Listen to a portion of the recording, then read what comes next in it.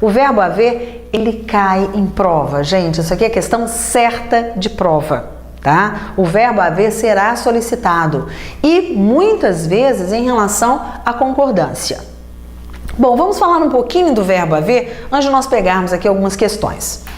O verbo haver é um verbo que nós chamamos de verbo impessoal. Como ele, nós temos outros verbos também, que é o caso do verbo fazer, com referência ao tempo, o verbo estar, com referência ao tempo, o verbo passar, verbos que indicam fenômenos da natureza. São todos eles verbos que não têm sujeito.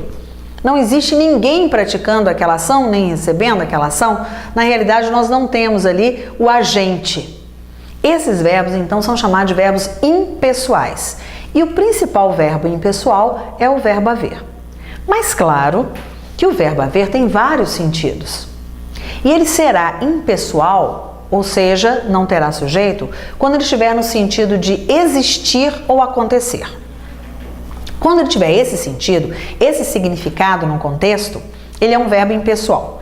E como todo verbo impessoal não tem sujeito, não existe sujeito para ele não tem como se flexionar em pessoa. Ele sempre será utilizado na terceira pessoa do singular.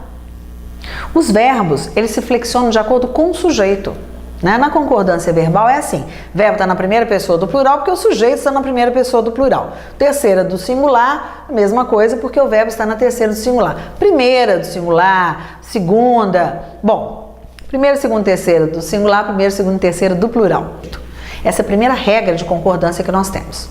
Como o verbo impessoal, ele não tem sujeito, ele vai ter que sempre estar numa única forma, que seria de terceira pessoa do singular. Sempre. Então, esses verbos que são chamados de verbos impessoais, é o verbo haver no sentido de existir ou acontecer, é o verbo fazer, estar, passar com referência a tempo, e os verbos que indicam fenômenos da natureza, que são os principais, nós o teríamos sempre utilizados na terceira pessoa do singular, eles não se flexionam, ok? Então vamos lá, o verbo haver é um deles. Quando esse verbo tem outro sentido, aí ele vai poder ser flexionado de acordo com o sujeito. Um exemplo, os alunos houveram por bem solicitar a presença do diretor em sala de aula. Quer dizer, eles consideraram por bem. Eles acharam por bem chamar o diretor. Ou quando o verbo haver está sendo usado como um verbo auxiliar. Só para a gente lembrar aqui rapidinho o que é um verbo auxiliar. Existem as locuções verbais. Locuções verbais é quando você utiliza mais de um verbo para significar uma única ação. Quando você usa mais de um verbo, você tem então a locução verbal. O verbo, que nós chamamos de verbo principal, ele sempre estará em uma das formas nominais. Ou estará no infinitivo, ou no gerúndio, ou no particípio. E o outro verbo, que é chamado de verbo auxiliar, ele vai realmente fazer esse papel, ele vai auxiliar, né, na flexão verbal, vai auxiliar na comunicação. Esse verbo auxiliar, ele é que é flexionado. E o verbo haver é um verbo auxiliar muito utilizado nas locuções verbais. Neste caso, ele será flexionado normalmente. Um exemplo. Eles haviam feito o trabalho. O verbo principal é o verbo fazer, que está na forma de particípio. É este verbo que dá a ideia da ação, que é fazer, produzir, e o outro verbo, que é o verbo auxiliar, que vai ser flexionado. Então, eles haviam feito o trabalho. Aí o verbo haver não está com sentido de existir nem de acontecer, ele será flexionado normalmente, certo? Vamos ver então o que eles querem nessas questões sobre o verbo haver? Vamos lá, questão número 9. Há uma quebra na história familiar onde as idades se acumulam e se sobrepõem e a ordem natural não tem sentido. É quando o filho se torna pai de seu pai. Quanto à flexão do verbo haver, o trecho anterior apresenta a concordância correta. Bom, vamos só dar uma analisada rápida aqui. Há uma quebra na história familiar. Quer dizer, existe uma quebra na história familiar. Quando você tem o verbo haver neste sentido, já sabemos que é um verbo impessoal, portanto ele não será flexionado, independente de eu ter ali o acompanhamento no singular ou no plural, ele vai ficar na terceira pessoa do singular. Ele tem que ficar nessa forma, ele não será conjugado, não será flexionado. Então está correto sim. O trecho anterior apresenta a concordância correta. Assinale a alternativa incorreta em relação à flexão do verbo haver. Gente, todas as vezes que aparecer a palavra incorreta, errada, ou correta, ou certa, de acordo ou não está de acordo, sublinhem, circulem essa palavra lá na prova para vocês não confundirem, porque no afã de você resolver as questões, você pode se esquecer de que eles estavam pedindo a questão incorreta e marcar a correta. Aí você perdeu um ponto, e é um ponto tão importante, e é algo que você sabia, é uma questão fácil, e você erra por conta dessa danadinha dessa palavra, que você tem que prestar bastante atenção nas questões, tá bom? Então ele aqui pede a forma incorreta. Eu falei com vocês que o verbo haver, com vários sentidos, então ele poderá ser flexionado, exceto no sentido de existir. A letra A, você tem: haviam filhos que se tornaram pais de seus pais. É uma construção muito comum de nós ouvirmos, é uma construção muito comum, às vezes, quando nós nos pegamos, despercebidos, utilizamos essa flexão. E essa flexão, ela está errada.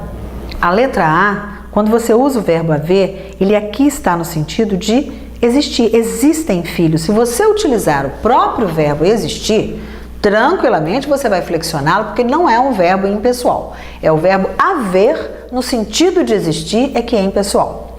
Então, o verbo haver aqui, portanto, no sentido de existir, ele tem que ficar na terceira pessoa do singular. Ele é um verbo impessoal. Então, o correto seria: havia filhos que se tornaram pais de seus pais. Já na letra B, o verbo haver está sendo usado como um verbo auxiliar. Ah lá, locução verbal: haviam chegado. Neste caso, o verbo haver não está no sentido de existir, ele vai ser flexionado normalmente para ajudar o verbo principal a ser flexionado ou a transmitir a ideia da frase. Então, na letra B nós temos: as mudanças haviam chegado junto com a idade. Ele se flexionou no plural porque o sujeito dele é as mudanças. Essa expressão, as mudanças, com função de sujeito do verbo, o verbo vai então ter que ser flexionado de acordo com ele, portanto, na terceira pessoa do plural. Os pais houveram de seus filhos os devidos cuidados, quer dizer, eles receberam de seus filhos, eles tiveram dos seus filhos os devidos cuidados. O verbo haver aí, neste caso, não está no sentido de existir, portanto, será flexionado de acordo com o sujeito, que seria os pais. E a letra D, os filhos houveram-se muito bem ao cuidar de seus pais, quer dizer, eles se saíram muito bem, ao cuidar dos seus pais. Tem um outro sentido, aí até um verbo pronominal, nós teríamos, portanto, o verbo haver flexionado de acordo com o sujeito, que seria os filhos. Questão número 9, resposta letra A. É muito comum esse tipo de questão, tá, gente? Muito. Vamos a uma outra questão do verbo haver também. Olha lá. Vocês vão ver que é o mesmo estilo. Como eu brinquei logo no início, é receita de bolo, gente. Vamos lá. Pelo menos a chuva havia parado. Um sol gostoso aquecia seus ombros através da janela. O verbo haver está corretamente empregado no trecho anterior. Certo, está assim. Você tem uma locução verbal havia parado, o verbo principal está no particípio e o verbo auxiliar é o verbo haver. Então, ele está com essa função. E vai se flexionar de acordo com o sujeito, que é chuva. Então, está na terceira do singular para concordar com o sujeito. Então, está correto. Aí ele pede assim: assinale a alternativa em que o seu uso está incorreto.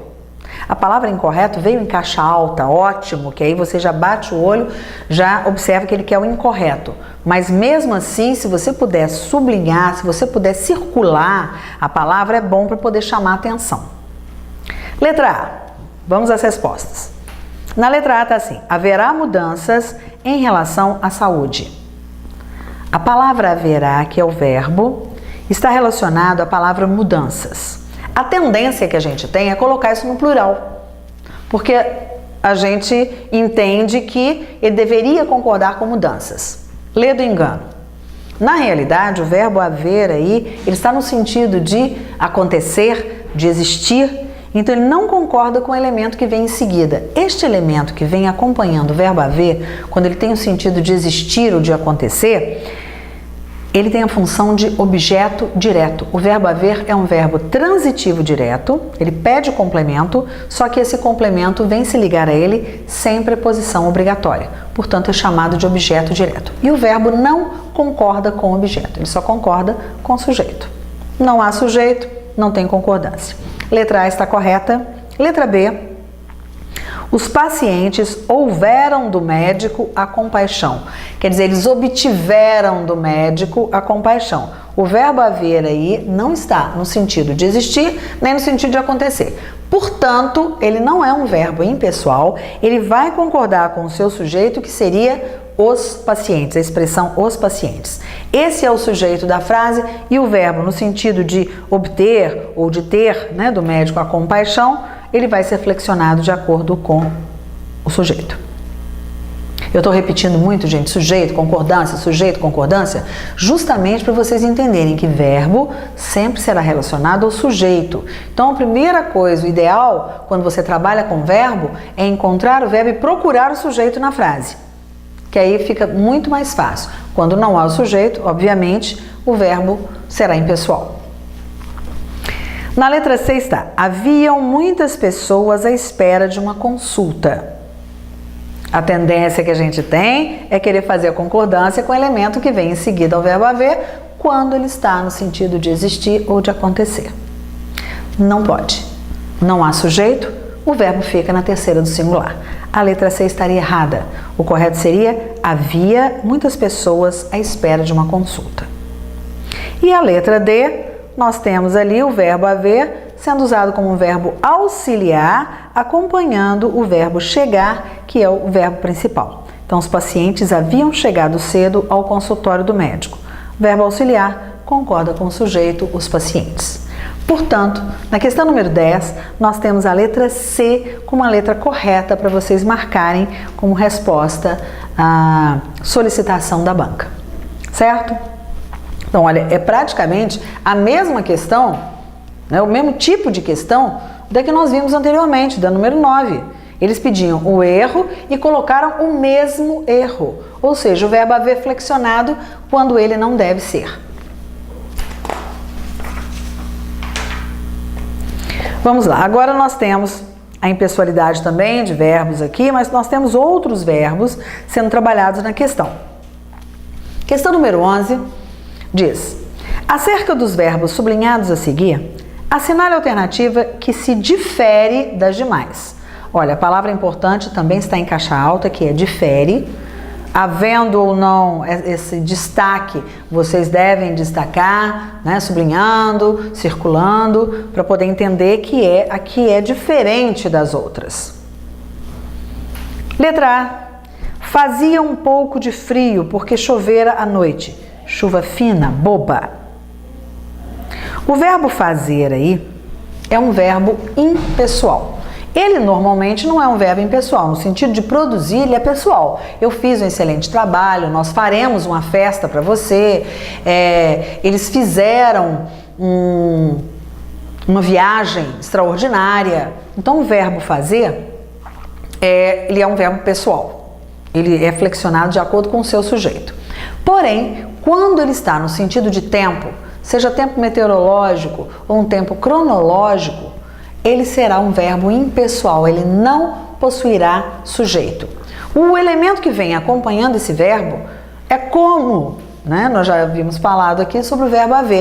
Ele vai ter a função de um objeto de complemento verbal e não de sujeito do verbo. Se o verbo não tem sujeito, o verbo fica na terceira pessoa do singular. Então é o caso da letra A. Na letra B, nós temos: o relógio marcava quase 5 horas da manhã quando ela abriu os olhos. Nós temos ali o verbo marcar, que é um verbo pessoal, tem como sujeito o relógio, então ele é verbo pessoal, já é diferente do verbo fazer. Ele é um verbo pessoal e é um verbo que pede o complemento, que seria 5 horas da manhã. Ah, mas está com referência ao tempo. Não, a palavra marcar, quem marca, marca alguma coisa. Então está marcando a hora, está marcando 5 da manhã. Então nós teríamos ali o verbo, ele é pessoal, ele tem sujeito e tem o seu complemento. Na letra C, nós temos o trecho. E aí vinham os assuntos de família, casos de filhos, maridos, noras e genros. O verbo vir também é um verbo pessoal, ele terá sujeito. O sujeito ele pode vir na ordem direta, que é sempre antes do verbo, mas ele poderá vir também numa ordem diferente dessa, numa ordem inversa. Ele poderá vir no final da frase, ele pode vir depois do verbo, ele poderá vir lá no meio da frase, ou ele poderá até estar num parágrafo anterior ou numa frase anterior. O importante é você tomar o verbo e encontrar o sujeito. E a pergunta mais rápida para você encontrar é perguntar o que ou quem antes do verbo. Então, quem é que vinha ou o que é que vinha? Alguma coisa estava vindo aí. Qual que é essa coisa que vem? Não é vem o que não, gente. É o que vem para você poder encontrar o sujeito. E o que vem são os assuntos de família. Portanto, assuntos de família serve como sujeito para o verbo vir. De novo, um verbo pessoal. Então, até agora nós já vimos que a letra B e a letra C possuem verbos diferentes do verbo da letra A. São todos dois verbos pessoais e a letra A é um verbo impessoal. Vamos para a letra D.